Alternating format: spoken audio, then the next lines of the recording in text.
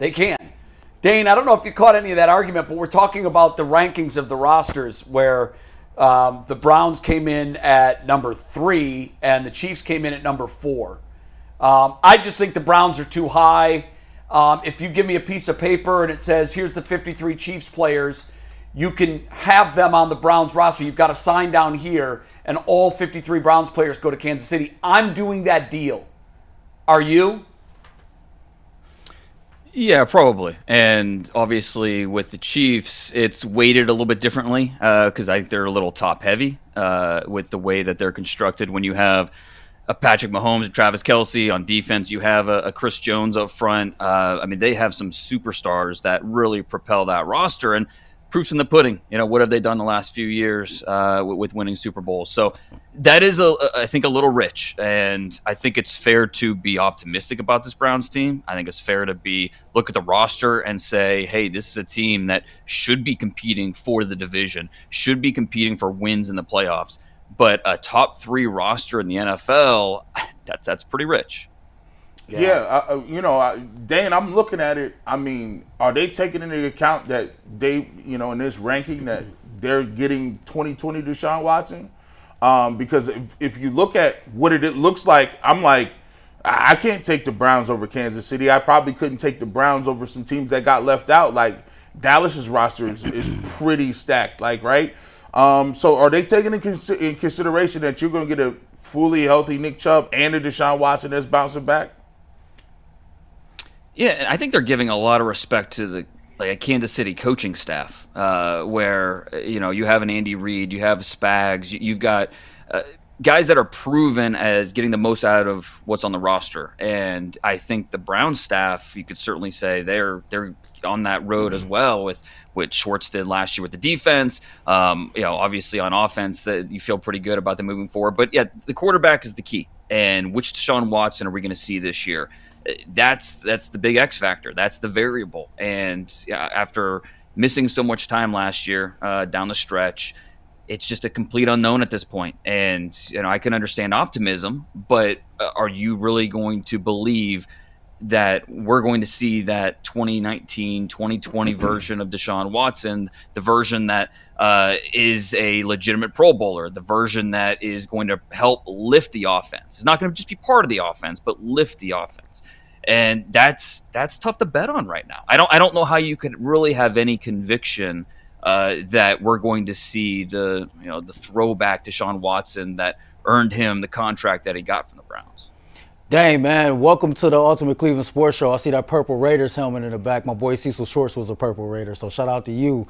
My question for you, though, when you look at this Cleveland Browns draft class from this year, which rookie can have the most immediate impact, and then which rookie do you believe has the most long-term potential here? Cecil was a good player. He was there. He was a freshman when I was a senior, and so Pierre Garçon was a senior that year too, and it was fun seeing Cecil kind of come up. I think when you look at this draft class, obviously not having the first round pick, you're banking on some of these younger players for the long term. This is a long term draft for them. I don't think that you're looking at these rookies and saying, okay, we're going to have an immediate impact from. At least you're hoping you don't need that because you have your roster's kind of set where you're not hoping one of these rookies comes in and completely changes what you're trying to do. But with that said, I do think, Michael Hall has that potential. He is still young. I mean, he just literally turned 21, I think last week. So he is still a young player, 6'3", 300 pounds, the way he moves. And it's funny, I'm preparing for the 2025 draft right now.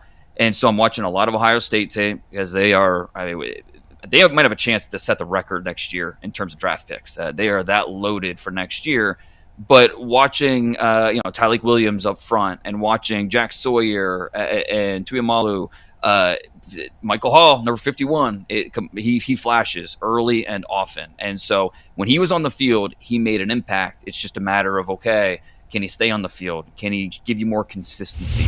For a young player, how early will he be able to grasp the playbook and really prove that that coaches can trust him? Because that's what it comes down to with rookies, is trust from the coaching staff. if we're going to put you out there, you're going to do your job, you're going to control your gap, and you're going to do what's expected of you. And that's not always a given with young rookies. So with Mike Hall, I think that's the biggest thing with him. I think the rookie or the player from this draft class that might have the best long-term potential could be Zach Zinter, the guard from Michigan, who, I think on paper, when you look at this team, guard's not a need, right? When you have Petonio going into, I think this is 11th year, and then Wyatt Teller on the other side, you have two guards ready to go to compete. But are both those guys going to stay healthy this year? And then what does the future look like, even after this season at those two positions? So Zach Zinter, a player who, coming off the broken leg in the Ohio State game, we didn't see him the entire pre-draft process. So no Senior Bowl, no Combine, no Pro Day. That, there's a discount sticker on his report. And because of that, the Browns were able to get him in the mid-third round. And he is a guy you project as a starter long-term. You don't need him to plug and play necessarily because of the guys you have on the roster, but long-term, he could be a guy that helps stabilize that front five. I agree. I think that's a great move, and it's a long play for sure, like you said, but they've got the luxury of having some talent there now, and he can come along a little more slowly, and a couple of years from now, I agree with you. I think this guy could be a Pro Bowler for a number of years to come. When you look at the draft class, the Browns draft class, everybody likes to throw grades on them and compare them to the other teams. We'll keep it to the AFC North. Did we at least keep up with the Joneses in the draft? Because I know Pittsburgh always has a good draft, Baltimore. How did we fare amongst the teams inside the division? Yeah, and it's tough without that first-round pick, right? I mean, it's when you don't pick in the top, 50, that puts you at an immediate disadvantage, no matter what. Right. When you look at what the other teams did, they were able to get better. And so, but I think with going into this draft with the picks the Browns had, I thought they did a nice job in terms of value, in terms of taking a swing, but taking reasonable swings. Like a guy like Mike Hall, there's a bust factor here because he averaged the last 2 years, he averaged 28 snaps a game. He was a flash player, but when he was on the field, those flashes, they added up to impact plays for the defense. And so, can we bottle that up? You look at that Schwartz defense and, the coach that he is, that Schwartz had a big, some type of substantial impact on making this pick. And so I think that's something that it's a swing. There's a bust factor here, but I do think that there's enough there that you feel optimistic about long-term what Mike Hall can be for this team. And then even what they did on day 3, a Jamari Thrash at receiver who I think fits this roster well because of his toughness. Watching him down the stretch last year over the second half of the year, I was kind of disappointed. I expected a little bit more out of him. And then you do your due diligence and you find out, he had a broken hand. He was playing with a plate and a screw in his hand for the final month and a half of the season. And you start to go back and look at that tape and say, the fact that he was able to do that with that injury says a lot about him as a player. Watson, the linebacker, the production that he brings to this team, I think he's a guy that's going to compete for snaps. And then Miles Harden, the corner from South Dakota, really good player at the FCS level, still young, but the short area quickness is outstanding. And he could get his hands on the football. He was a guy that consistently showed out during East-West Shrine practices. Watching him in person, he was impressive to watch. So I think when you add it all up, the other teams, because they had that first-round pick, you're going to rank those teams probably higher. With what the Browns had going into the draft, I thought they did a nice job of maximizing those selections that they had going in. Dang. You mentioned Nathaniel Watson. I liked him. His production at Mississippi State. He's a big linebacker. Is one of the reasons he fell a little bit because he might not have as much value in coverage or the I guess sideline to sideline speed. I think he's a 1 or 2 down linebacker, but I think his production was awesome. Why do you think he slid a little bit being in the SEC with that much production? Yeah, you can't argue with the production, right? He had over 100 tackles each of the last 2 years. But he was a downhill player for that Mississippi State defense. So, and it showed up in the box score when you look at the tackles for a loss and the way he would attack downhill. He had double-digit sacks this past year. So he was a guy that they wanted getting downhill at the snap, not dropping into coverage necessarily. And so, yeah, I do think that what you're saying is spot on. He is a guy that maybe you're not, even though he is a good athlete, he's not someone that you're necessarily going to trust spot dropping, playing man-to-man against a tight end, covering a running back out of the backfield. That's a different animal at the NFL level. So, he is a guy, he's a little bit older because he's a 6-year player at Mississippi State. So, he's going to be a 24-year-old rookie. But I think there's advantages to that. He's a veteran. He's played a lot of football in the SEC. He's seen a lot. And anytime you lead a conference like the SEC in tackles, that says something about you. And I think it also says something about he has special teams experience. He can right away on kick coverages, he's going to come in. And something that doesn't get talked about enough. But in terms of getting the attention of coaches and earning that trust that we were just talking about, doing that on special teams is a big deal. And that's something that I think Watson will be able to do right away. And as this team looks to, I think it's fair to say they don't maybe value linebacker early in the draft, but this is the type of player that they would target on day 3 and say, hey, he might not ever make a Pro Bowl, but he's a guy that's going to compete for starting reps at some point during his rookie deal, maybe as early as year 1. And so I'm eager to see what Watson can do, at least as a 2-down player, as you mentioned. Dan, when we started this interview off talking about the Cleveland Browns roster, right? And if you look at certain positions, you talked about Zinter being somebody that's a long-term starter. Right now, you got guys like Wyatt Teller and Joe Batonio. You look at the slot corner, you got Greg Newsome as a starter, but a guy like Cameron Mitchell, who was a rookie last year. The Browns drafted a guy like Luke Whippler, who's a backup center. The poaches can play some guard. When you assess the drafts from Andrew Berry over the last 2 or 3 years, in your opinion, has he done enough in the draft to kind of limit the impact of a significant roster turnover in the future? Yeah, and I think the goal of any draft is to find 3 or 4 starters. That's the goal. And obviously the Browns have kind of been hamstrung without having those early picks, those first rounders. And so it's put a little more pressure on those 3rd rounders, 4th rounders, 5th rounders in terms of hitting on those guys. And I think Andrew Berry, I've got a lot of respect for what they try to do in that scouting department, because the Browns have more scouts than just about every other team in the NFL. They are an organization that puts a lot of resources into their front office, both from the analytics standpoint and then also more of the boots on the ground, scouting, guys that are out there on campus, getting the information, making sure that they are getting the right players for their coaches and what this team is trying to build. So I think what Andrew Berry has kind of built, the culture of that front office, I think is something that Browns fans should have a lot of optimism for. Now, are they going to bat 1,000? Of course not. But I think that they have at least shown, in my opinion, enough that they deserve to keep making picks. They deserve to keep building this thing with the way they see fit. And I'm excited to see him with the 1st round pick again next year. It's been a long time, but you know what? It's Andrew Berry and that staff. Because again, Andrew Berry, he's the GM. That's the buck stops there. But I have a lot of respect for that staff as a whole, because I think they have a lot of smart people in that organization. And like I said, they have put a lot of resources into it in terms of money, in terms of just what it takes to win. So, if they're not able to get to the finish line, it won't because of lack of resources in that front office. And I don't think that it's Andrew Berry's fault necessarily if they're not able to get there. I think he has done enough to put this team in position to compete, and that's all you can ask for.